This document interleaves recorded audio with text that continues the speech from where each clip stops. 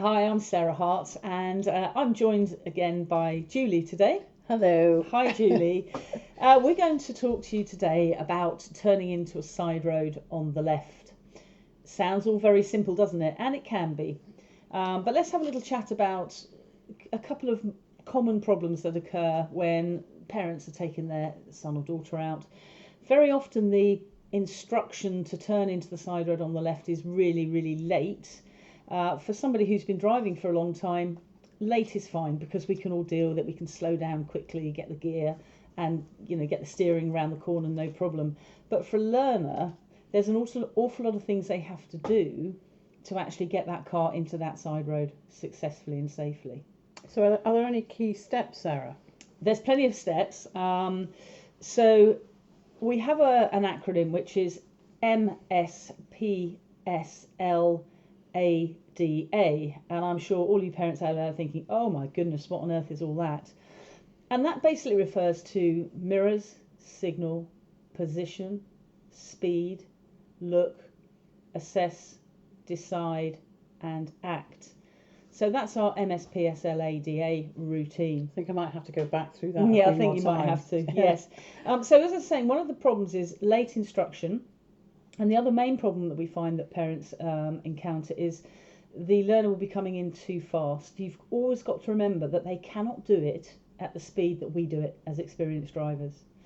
So if you've spotted the side road on the left that you want to get your learner to go into, about 8 to 10 car lengths back, they want to start the process. So that means that you have to give them instruction even further back. So about, 20 car lengths back? Yeah, easily. I mean, if you can identify that side road really, really far ahead for them, they can start processing in their mind what they have to do.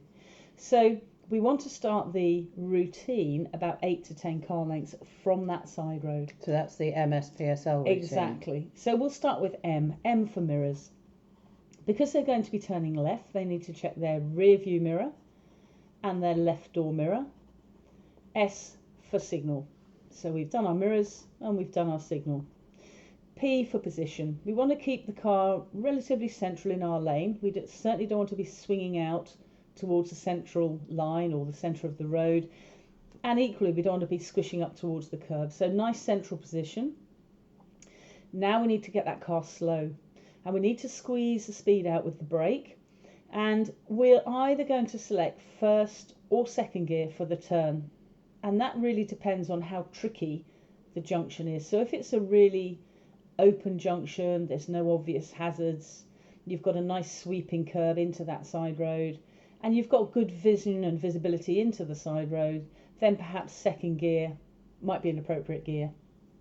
Okay. However, on the flip side of that, if the side road is tight, the corner's quite sharp, you haven't got any vision into the side road, and maybe there's some obstacles, some hazards, parked cars or what have you, then you're going to need to get the car really, really slow and go around in first gear.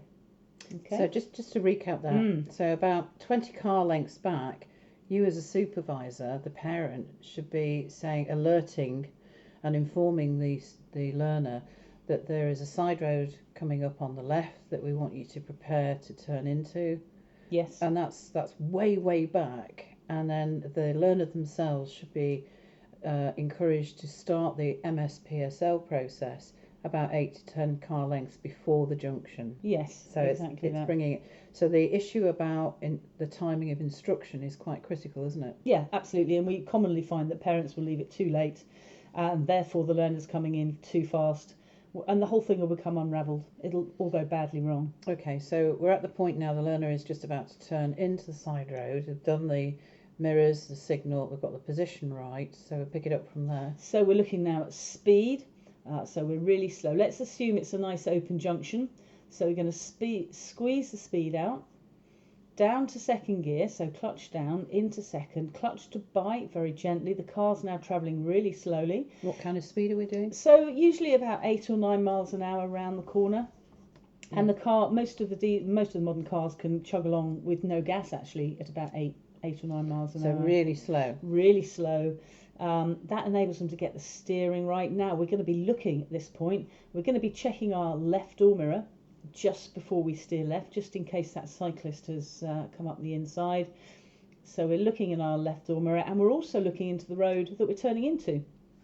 It's really important to look ahead, so we need to see if there's anything happening in that road. We're steering around, we're assessing now, how's that side road?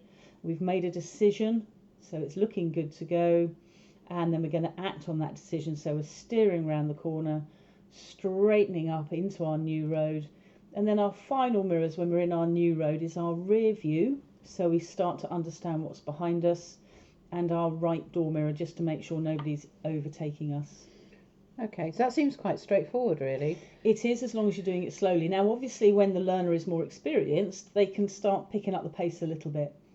But it's all about early instruction and really slowing to give them time to get everything done. So just if I summarise it and you tell me if I miss anything, Yeah, sure.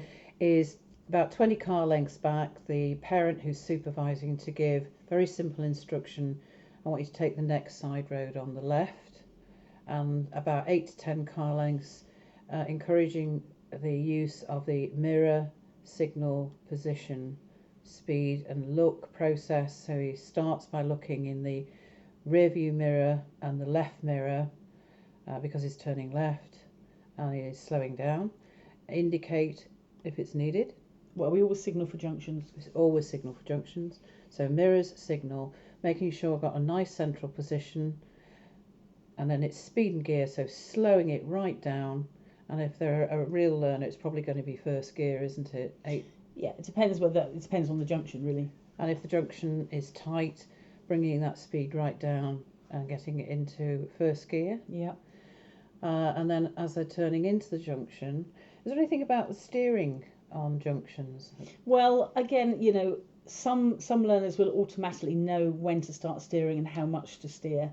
But, if that becomes a problem, you can start getting reference points as to when to steer. If they're not steering early enough and they're swinging around too far, too wide, then you can start working on getting reference points for them. But that's sort of more of the thing that the instructor will do with them. And, as a parent, we want to hear from you, if you're having a particular problem. But we as instructors would probably identify that quite early on. So what would a reference point look like? So that would look out of the front windscreen when the curb disappears, usually out of the bottom left side, or the instructor will, or the supervising driver will know at which point they need to start steering, and then they need to take that reference point. So where the driver is sitting, where does that curb appear? Okay, so that's a little bit more complicated. Yeah, it is a little bit, yeah.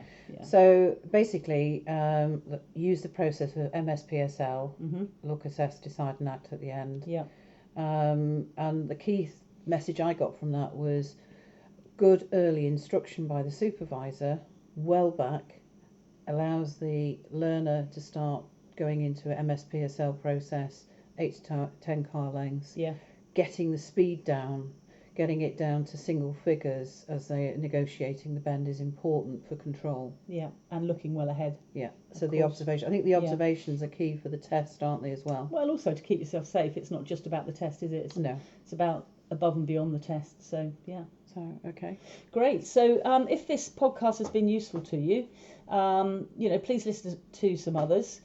We have used Buzzsprout to create this podcast, and they're great support to us. So if you fancy doing any of your own podcasts, just click on the Buzzsprout link. As always, please visit our website, www.sarahhartdrivingschool.com. And on there you'll find our courses for parents, which are in the skill zone. Please feel free to contact me on the phone 0791 9488 360, or of course my email sarah@sarahhartdrivingschool.com. And as always, would really love to hear from you. So thanks very much, Julie. Okay, thanks. Just a quick note, on each of these podcasts is a description which gives some of the written pointers as to what we've said and covered, as well as the key links to things like our website and Buzzsprout. Great, it's a wrap. Cheers.